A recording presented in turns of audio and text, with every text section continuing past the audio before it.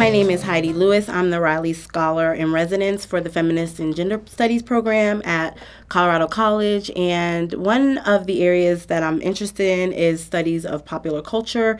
And particular, I'm interested in representations of Black sexuality on television.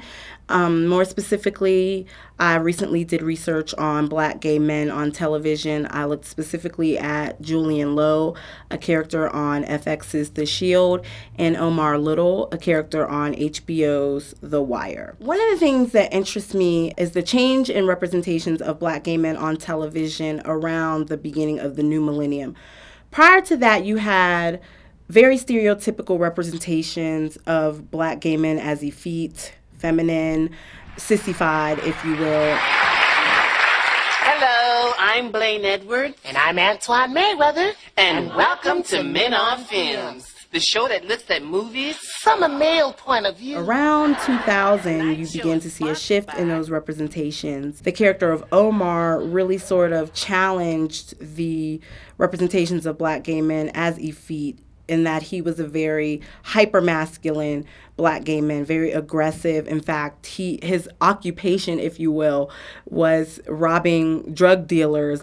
A problematic occupation, but one that is a stark contrast to what one might think of when they consider Black gay men, given the representations of them on television up to that point. You don't need to open this door, man, for a huff and puff.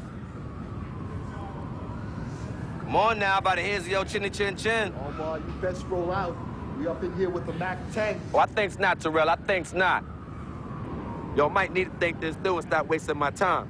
And I will put a bullet in all y'all behind what happened right now. You heard?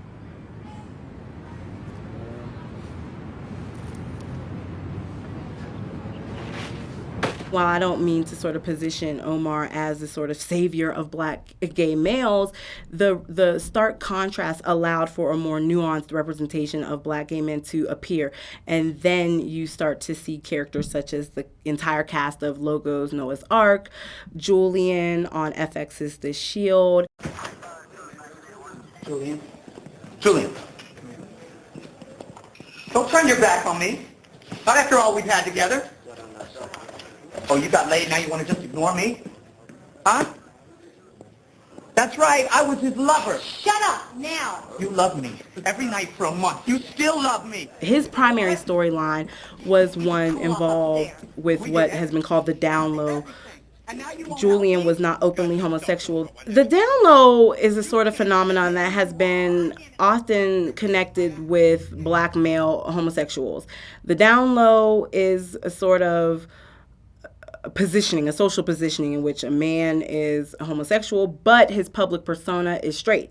So he may have a wife and children, or he may not, but he presents himself as a straight man, but in his private life, he lives as a homosexual. At the time that The Shield was airing, the down low had become a phenomenon. There were tons of books on the shelves about the down low, how to not be on the down low, how to spot a brother on the down low, how to know if your husband's on the down low. And so the character Julian really complemented those conversations because it spoke to issues that were relevant to the viewing audience. With the new millennium came not only a more nuanced representation of Black gay men, but you were also able to see, particularly on Logo's Noah's Ark, Black gay males in relationships that were not just about their sexuality. They experienced anger, joy, fear, lust, romance, hate, all of the sort of relationship feelings that anyone else would, but this was the first time that we were able to see those relationships sustained on the screen. Tell me what you need.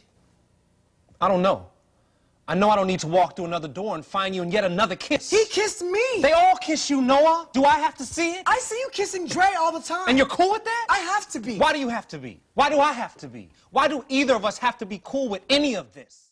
It's interesting to think about these characters in light of what is known to be the Black community's relationship, if you will, with sexuality. It's particularly with homosexuality. A character like Omar has been divisive in some Black communities, whereas some Black viewing audience members support the character and are interested in the character. It is our president's favorite character on the show.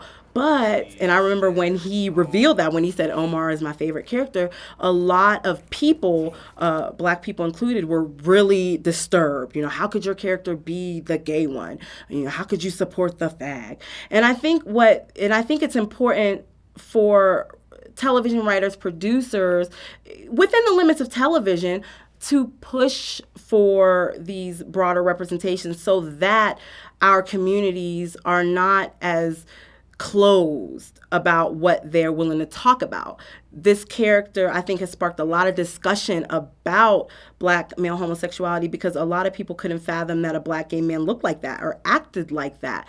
And so there were conversations in barbershops and beauty salons about Omar and is this, do black gay men really act this way? Are black gay men really like this? And so those conversations, I think, can work toward us, moving us to a place where the black community is not as secretive or fearful about discussions about sexuality, and the black community can be more open to having discussions about sexuality so that this sort of fear that dominates black communities, which creates these sort of heterosexist and homophobic sentiments, can sort of they're nurtured by that sort of silence and fear. And so I think these conversations about characters like Omar can sort of work, however, small, can work against that sort of fear.